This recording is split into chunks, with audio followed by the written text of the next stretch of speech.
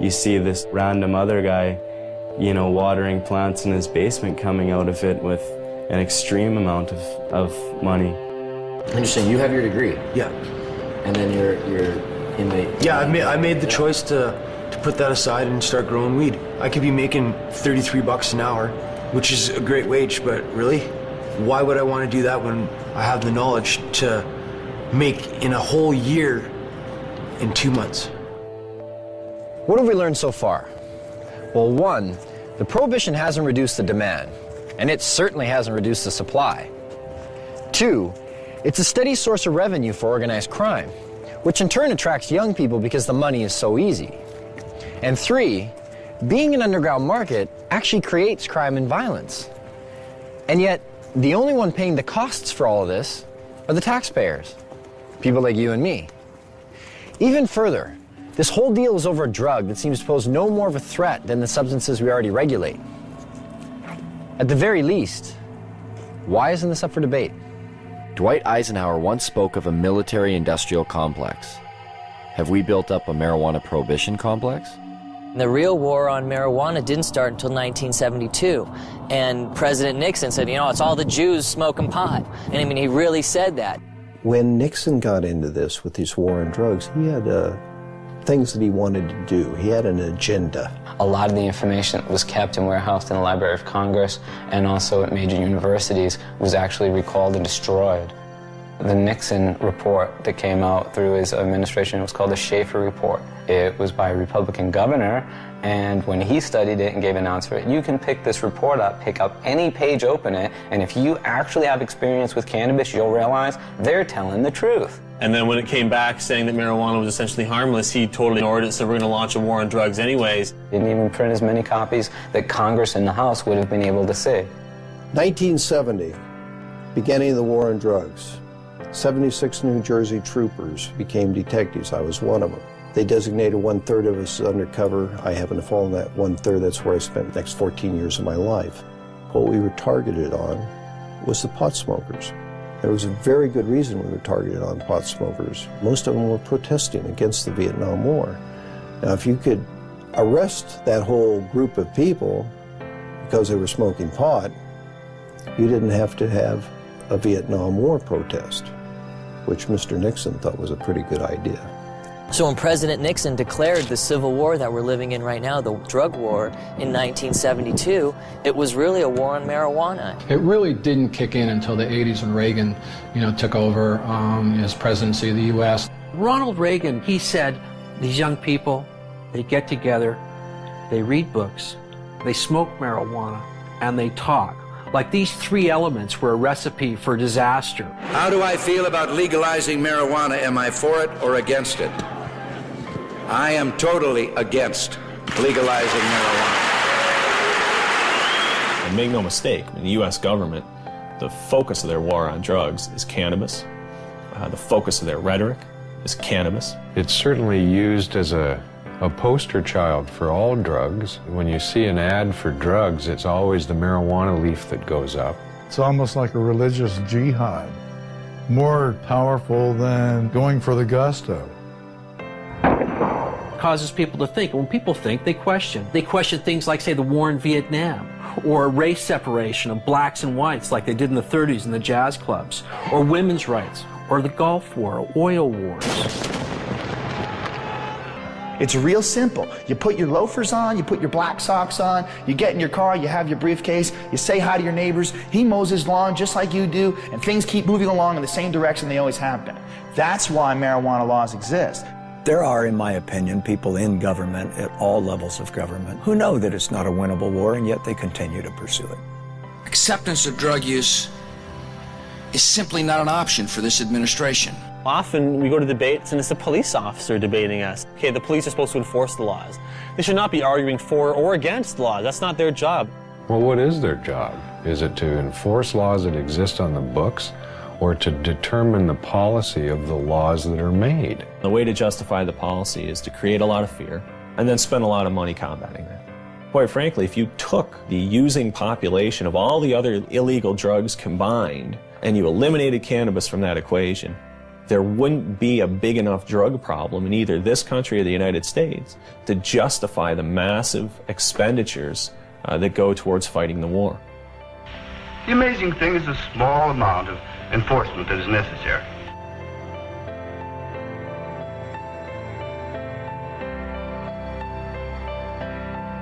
$400 million is spent annually in Canada arresting and prosecuting marijuana crimes.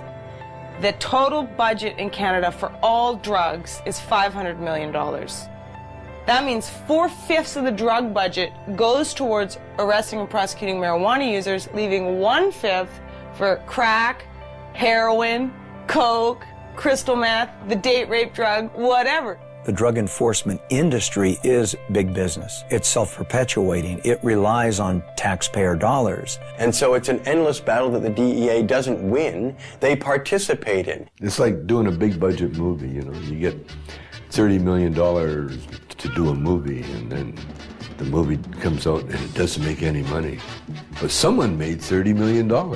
Every once in a while they'll show a guy, you know, posing beside a big bunch of marijuana, you know, this is the DEA money at work. It'd be like asking loggers about saving trees, you know what I mean? This is where their mainstay of their cash flow comes from. The campaign will continue until every available known plot of marijuana has been eradicated. We've got to live with it, doing the best job we can. Even if it's a bad job? We're all carrying a pretty impossible load, Miss Gibson. There are many, many police officers, however, who believe that it ought to be legalized, regulated, and controlled. They see the hypocrisy between our existing laws relating to alcohol and marijuana in their day-to-day life, shift after shift after shift, and they get it.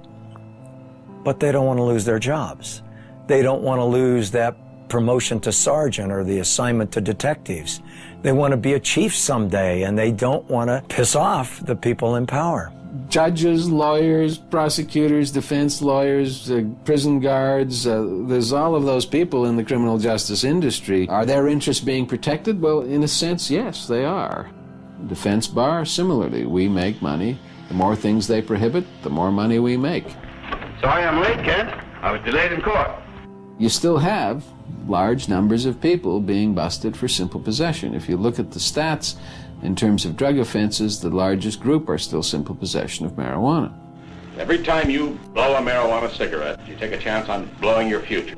Oh, come on, Pop. All my friends smoke pot. They're not criminals. Only because they haven't been caught yet. If you do drugs, you will be caught.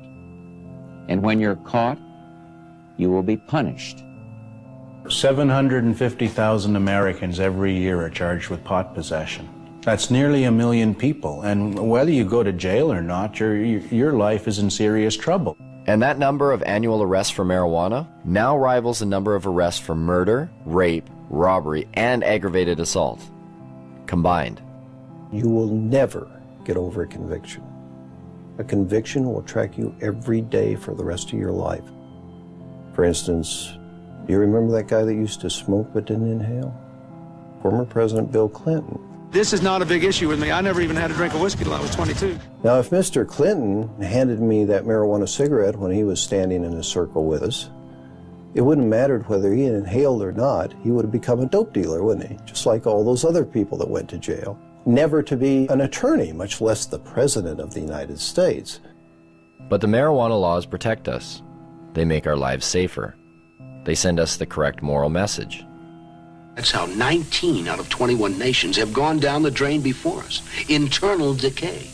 The breakdown of moral, ethical, and religious principles. If you've been caught, a young person in the U.S., with so much as one marijuana cigarette, you can't get a loan or grant from the government to go to college.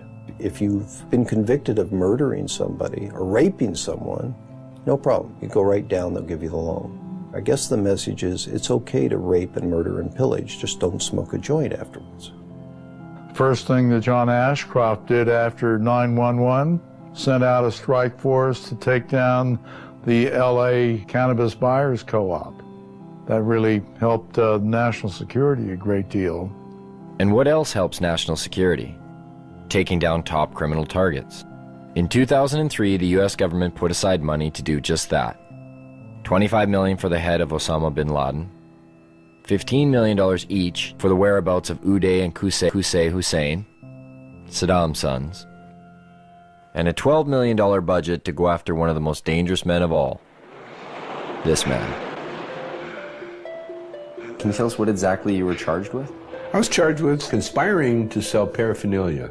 Operation Pipe Dreams was a brainstorm of Attorney General John Ashcroft. The internet has been illegally utilized to sell these illegal products and to facilitate large illegal businesses operating in the open. A sting operation that busted people for selling paraphernalia to a particular county in Pennsylvania where they were willing to prosecute. Because there's two states, Pennsylvania, Iowa. Void were prohibited. Well, it was prohibited to send it to Pennsylvania and Iowa. A man like yourself that is, an established actor, comedian, you're not a criminal. Like, why do you think they targeted you? Well, because our movies were #1 rentals in America. What our movies did was really show the hypocrisy of the pot laws. In fact, when I went to jail, they had it in the transcript that our movies have influenced children for 30 years and will continue to do so forever. Therefore, I should go to jail. You got to remember, they were going into Iraq, and they needed some diversion as far as headlines go. And they equated the billion-dollar paraphernalia business with aiding terrorists. This was a legitimate company paying taxes. I was just the face on the bone. They charged me. I had nothing to do with the company. I never shipped anything to anybody. It wasn't even his company. He just loaned his name to it. 51 people were arrested under Operation Pipe Dreams. Only one person, Tommy Chong, went to jail. But if I didn't plead, they threatened my son and my wife.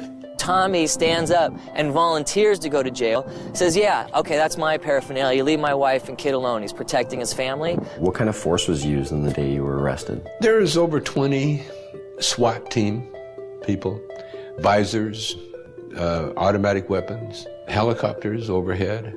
They had news trucks, Fox News trucks outside. They had the media on the ready. It was a photo op for everybody. They asked, do I have any drugs? And I said, yeah, I got pot, and they wanted to know where it was, so I told them. They said, well, it's not really a drug bust. I said, well, then what the are you doing in my house, Then they said, it's about bongs. We're bringing down all the bong companies in America. And with Tommy safely behind bars for 9 months, the United States drug war reset its sights, this time across borders. In downtown Vancouver, just outside the U.S. consulate, a bunch of people had gotten together and were having a rally for this guy named Mark Emery. He had evidently been selling seeds, marijuana seeds, to the wrong people. Let me tell you, the DEA wants me because I am very good at what I do. Well, obviously, I'm the most dangerous man alive. Like, really. Like, no wonder I'm facing life imprisonment without parole for something that no one's ever gone to jail for here in Canada. No one's ever gone to jail for seeds, not even for a day. Mark and 2 of his employees are facing life in prison in the United States. Not Canada, the United States, for selling marijuana seeds over the internet. Vancouver police came in here with a warrant for an extradition, but we were taken then to North Fraser Correctional Center. Correctional Center of the year 2002. Beautiful facility. Mark Emery has gotten in the face of the United States. The U.S. sees Mark Emery as a major political threat to its anti-cannabis agenda. In a press release from Karen Tandy, head of the DEA, she said that this is not only the end of marijuana trafficking, but it's a blow to the marijuana legalization movement. I gave just under $4 million away over 11 years.